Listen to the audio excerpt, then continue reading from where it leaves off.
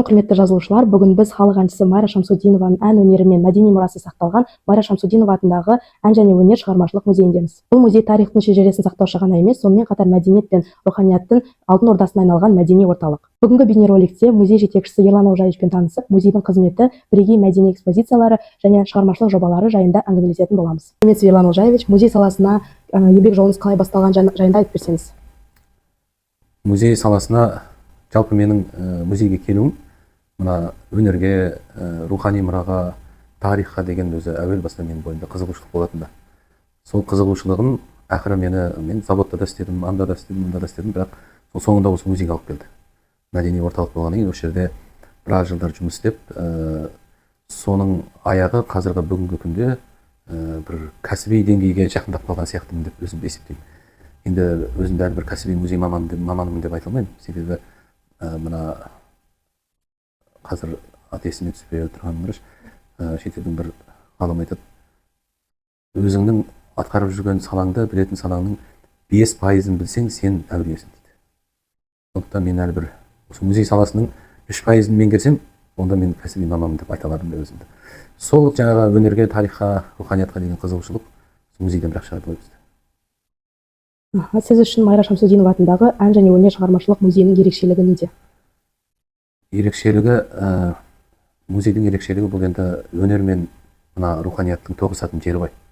Жалпы өзі менің түсінігімде музей деген нәрсе ол мешіттен кейінгі екінші киелі жер деп есептеймін өз басым. Сондықтан мына музейдің ерекшелігі сонда, музейдегі адамның зерттеу жұмыстары болсын, әрбір атқарып жатқан істері болсын, өзінің деңгейі болу керек. Музейдегі адамдар қателесуге болмайды, тарих ондайды кешірмейді. Одан кейін өтірік айтуға болмайды бұл жерде келген келушілерге. Себебі бұл жерде айтып отырмын ғой, рух, адамдардың дүниеден өткен тарихи тұлғалардың, өнерді жалпы Алла тағала біреуге де тегін адамға бермейді ғой. Сол өнер адамдарының рухани дүниелерінің қолдарының ізі қалған, маңдай терілері сіңген, солардың бір ойындағы бір энергиясы сіңген заттар сақталған жер. Сондықтан музейдің ерекшелігі де сонда. Сондықтан бұл өнер мен мәдениеттің, руханияттың бір тоғысқан жері деп айта алатын музей, сонысымен ерекше мен үшін. Бүгінде музейге келушілер мұнда қандай экспозициялар мен залдарды тамашалай алады? Біздің музейде осы мұражайға мен жалпы 2007 жылы келген болатын. Содан Патанин музейінде істедім, Бұқар-Жырау музейінде жұмыс атқардым. Одан қайтадан қайтып келдім. 2014 жылдан бастап осы жерде тұрақты түрде меңгеруші қызметін атқарып келе жатырмын. Сол өзім келгеннен бері осы жерде 8 экспозиция ашыппын. Майраның маған дейінгі болғаннан басқа. Сондықтан бұл жерде қазір бұрынғыға қарағанда көретін нәрсе көбірек. Бұл жерге келген адамдар Майраның өмірімен, шығармашылығымен танысады, оның жеке заттарымен таныса алады. Майраның замандастары, Майраны зерттеушілер, Майраның ізбасарлары, қазіргі уақыттағы біздің өміріміздегі өнерпаздар жайында солардың тарихи тұлғаларымыздың жеке заттарымен, аспаптарымен таныса алады. Келемін деген адамға, көремін деген адамға бұл жерде өте көп дүние бар, құнды дүниелер.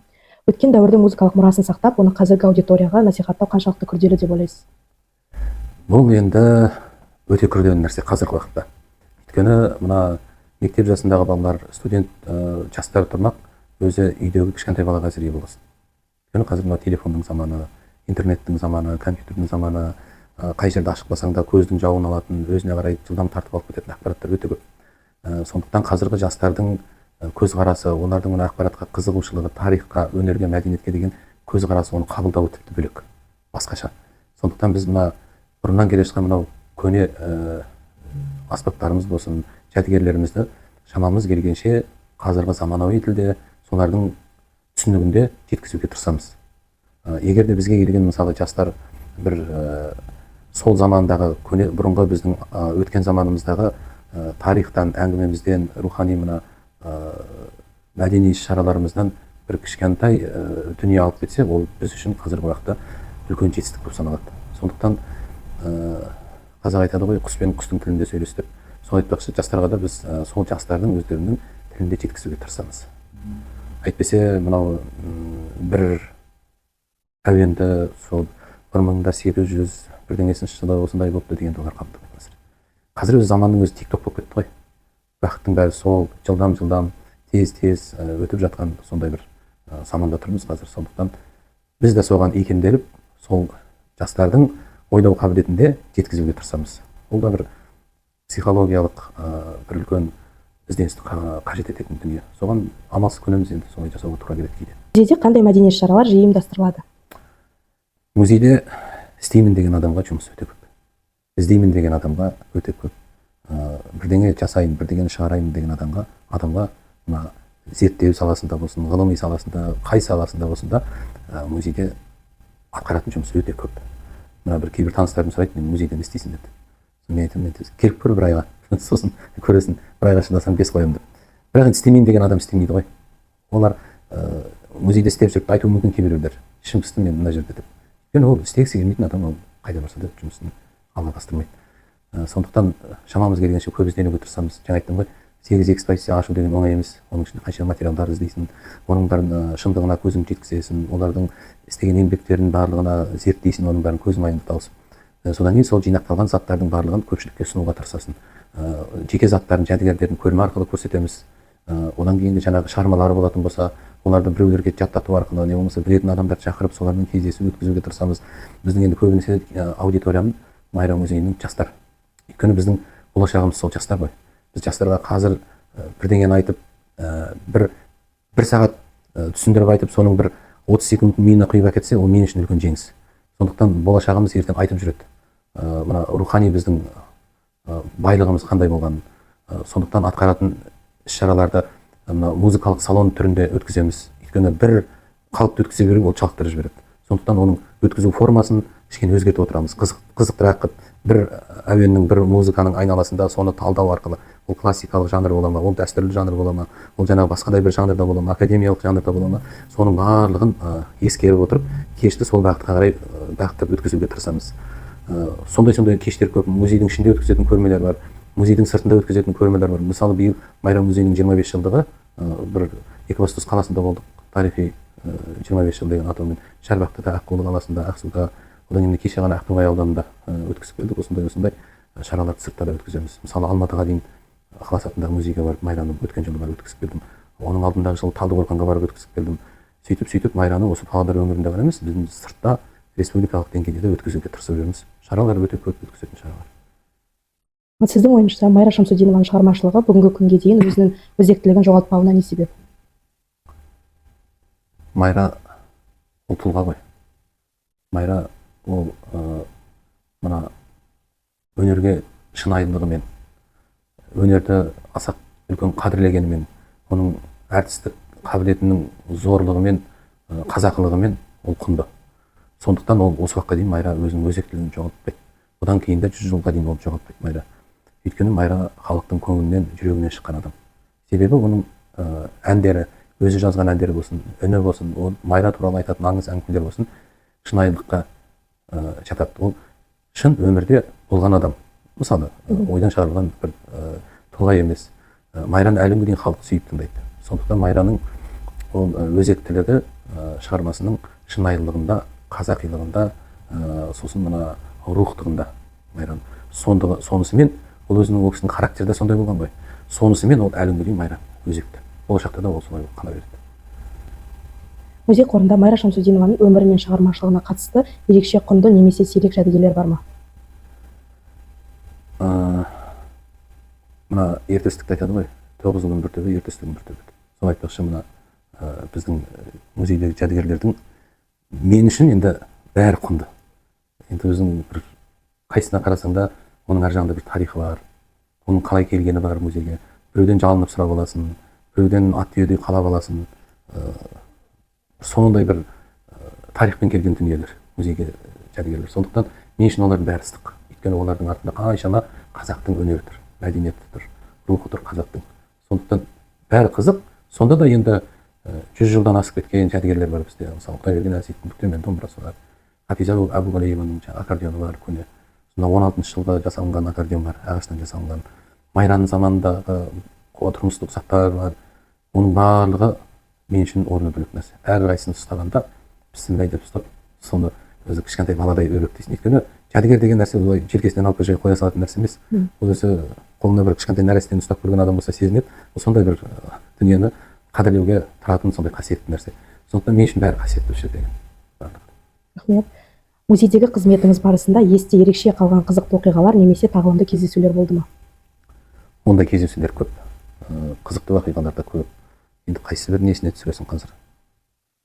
Енді тағылымда мынау бір есте қалатын дүниелердің бірі, неше түрлі қызықты оқиғалар болады енді рас. Бірақ мына тағылымда былай бір айтып жүретін өзім үнемі бір не, мына біз кезінде осы Патайын атындағы тарих өлкетану музейінің директоры Гүлнар Маркенқызы болып тұрғанда тамыры терең туған жерден үлкен жоба ұйымдастырды. Сол жоба аясында біз Қазақстанның барлық облыстарын аралап шықтық. Сонда мен бір ғажап таңғалған нәрсем, ана Сәтпаевтың елінен, Шәкеннің, Марғұланның елінен келдіңдер демейді бізде. Көп қой бізде тұлғалар. Иса Байзақовта, Жайымса бар, Естай көп енді академиктеріміз. Сондағы айтатындары Майраның елінен келдіңдер деп сөйтіп қарсы алады. Одан кейін алдыңғы жылы Талдықорғанға барғанда Ілияс Жансүгіров атындағы университеттің фойесінде үлкен көрме қойдым мен. Осы Майра музейіне апарып, Ілияс Жансүгіровтың 130 жылдығында. Сонда үлкен адамдар келіп, Майраның көрмесіне келдік демейді, әрең жүреді өздері, немерелері қолтықтап, жетектеп, аталарымыз, әжелеріміз сонда айғайлап кіріп жатыр, Майра қайда, Майра қайда деп. Сонда анау еріксіз бір ішіңе бір көкірегіңе бір ыстық жас келеді, анау Майраны іздеп, Майраның көрмесіне демейді, Майра қайда, біз Майраны көруге келдік дейді. Сондай бір әсерлі және ұлағатты дүниелер есіңде қалып қояды. Біріншіден, екіншіден осындай дүниелер болғаннан кейін музейге деген адамның ықыласы тереңдей береді. Соған жәдігерлерге деген мына тұлғаларға деген көзқарасы адамның қатты өзгереді екен, сондай бір екі ауыз сөздерден, сондай сәттерден. Ал енді қызықты дүниелер көп. Мына мен үшін әрбір іс-шарам қызықты, өзіме қызығып өткізесің. Ондайлар енді қазір енді есіме түспей тұр, әйтпесе көп қой, әрбір шараның өзі бір қызық дүние ғой. Әлқисса әдеби телебағдарламасы жайында не айтып бересіз? Әлқисса, енді мен Әлқиссаға қалай келдім? Ол авторлық жобам ғой мен. Оған мен қалай келдім? Мен өз әуелден осы музей саласына келгеннен бастап телеарнамен достасуға тырыстым. Телеарнамен сол жердегі журналистермен танысып, біздің тұлғаларымыз жайында бағдарламаларды түсіре бастадық. Қамар Қасымов, Байғабыл Жылқыбаев, Иса Байзақ, Естай Беркінбаев, Жаяу Мұса, Мәди, Қажымқан, Әміре, Майра, Хафиза, Беужіктер ансамблі, мысалы Шәкен Рақышев туралы көптеген бағдарламалар түсіре бастадық. Ақырындап, жылдап, оның арасында танымдық бағдарламалар да кетіп жатты. Содан 23 жылы ол кісілер маған өздері шықты. Ералы Жалы, сіздің осы қаншама еңбектеріңіз, енді бізбен бірге жұмыс істеп жүрсіз, өзіңіз бір авторлық бағдарлама ойлап табыңыз, біз сізге осы облыстық телеарнадан көрсетіп тұруға бәріне мүмкіндік жасаймыз, өзіміз түсіріп алып кетеміз деп сөйлегеннен кейін сол әр ойлап, бер ойлап 15 минуттық бағдарламаға не айтасың? Содан ойланып, бір әннің, бір күйдің, жалпы бір шығарманың тарихы жайында айтып, соңынан бір сол шығарманы орындап беретіндей бір ойға тоқтадым да, сосын Әлқисса деп өзім атын қойдым. Өйткені қазақтың әрбір әңгімесі, ертегісі, аңызы, жаңағындай ұлағатты сөздерінің барлығы Әлқисса деп басталады. Әлқисса әңгіменің басы, тарихтың басы, сөздің басы Әлқисса, істің басы Әлқисса, ісіміне сияқты қатар жүретін нәрсе. Сондықтан Әлқисса деп қойдық. Содан басында ойлап едім, бір жыл жүріп, сосын тоқтатамыз ба деп, бірақ халықтың сұранысы, қызығушылығы артқаннан кейін оны Әлқисса қазір міне әлі күнге жүріп келе жатыр. Қазір бір жылдан бері айына бір рет шығатын, қазір 2 рет шығады. Сол бір күйдің, бір әннің, бір шығарманың шығу тарихы. Сосын соңында сол шығарманы ол қалай шықты, кім шығарды, не үшін шығарды, ол қалай дүниеге келді, ол күй болсын, ән болсын деп соны айтып, содан кейін соңында орындап беруге тырысамыз. Ол үшін енді өнерпаздар бар біздің өңірімізде, мықты сахнада жүрген, республикаға белгілі, сонымен қатар мына колледжда студент болып оқып жүрген жақсы өнерпаздар бар. Соларды сол ыңғайлап, іздеп тауып, сол бағдарлама шақырып, сөйтіп қазір жүріп жатыр сол бағдарламамыз. Рахмет. Майра Шамсутдинованың шығармашылығымен әлі танысып үлгермеген жандарға немесе музей қонақтарына қандай тілек айтар едіңіз? Майраның шығармашылығымен көбі 80% таныс емес деп айта аламын. Өйткені Майраның көбінесе бір қырын ғана біледі адамдар. Сыртқы формасын біледі. Ой, Майра әнші болды, Майра композитор болды, я Майра анандай болды, Майра мынандай болды дегеннен аса алмай жатыр көп адамдар. Ал Майраның ішіне кіріп, Майраның жеке басының тағдыры жайында, оның өмірі жайында, қандай қиыншылық көрген жайында естігенде адамдар көздеріне жас алады.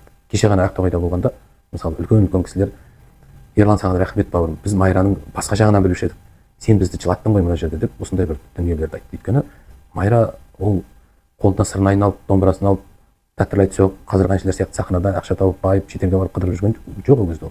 Ол қоғаммен алысып өткен адам. Сондықтан Майраны сыртқы формасын білетін адамдар көп деп ойлаймын. Бірақ ішкі дүниесін, Майраның жан дүниесін білетін адамдар жоқтың қасы. Оқыған адамдардың өздері қателесіп жатады осы жерде. Ал енді музейге келушілерге жалпы мен айтар едім, ол қай музей болсын, ол қай жерде болсын, Америкада жүресің бе, Қытайда жүресің бе, Африкада жүресің бе, міндетті түрде барған жеріңде музейге бару керек. Өйткені сол өңірдің тарихы музейде ғана бар, басқа жерде жоқ. Содан кейін барып музейден өзіңе қайда баратыныңды анықтай аласың. Сол елдің мәдениетін, тарихын сол жерден білесің. Өткен өміріміздегі өнерімізді, мәдениетімізді, тарихымызды білдіретін қазіргі жәдігерлер, олар қайда? Олар музейде. Сондықтан музейге рухани мәдениеттерін байыту үшін өздері көргісі келмесе де балаларын әкеліп көрсетуге келу керек. Сол музейдегі тұлғаларды көріп, балалардың ой санасы қалыптасады. Олардың әкеге, шешеге, ағайын туысқанға деген, өнерге, мәдениетке деген көзқарасы өзгереді. Музейге жиірек әкеліп отырса. Сондықтан рухани мәдениет пен өнердің тоғысқан жері музей деп айтар едім. Сондықтан музейге келіп, осындай бір үлкен дүниелерді көріп білуге мен сондай бір ой тастар едім. Келу керек музейге. Сен кімсің? Үлкенсің бе, кәрісің бе, жассың ба, сен кәріссің бе, қытайсың ба, жоқ, музейге келу керек. Бізге мына туристер келеді, шетелден адамдар келгенде музейді аралап шығады олар міндетті түрде. Өйткені олар біледі, мына жердің тарихы ол музейде тұр. Бұқар жырауға барса, мысалы, әдебиетке байланысты танысады. Потанин музейіне барса, тарихи өлкетану. Тағы да мысалы, анау музей, әскери даңқ музейге барса, ол жерде әскерге байланысты. Майрам музейіне келгенде бұл жерде өнер, мәдениет, рухани өнер мен мәдениеттің тоғысқан жері, осы жерден көп дүниелер алып кетеді. Сондықтан музейге келу керек. Сұхбатыңызға рахмет. Ал біз көрермендерімізді Майра Шамсутдинова атындағы ән және өнер шығармашылық музейіне келуге шақырамыз.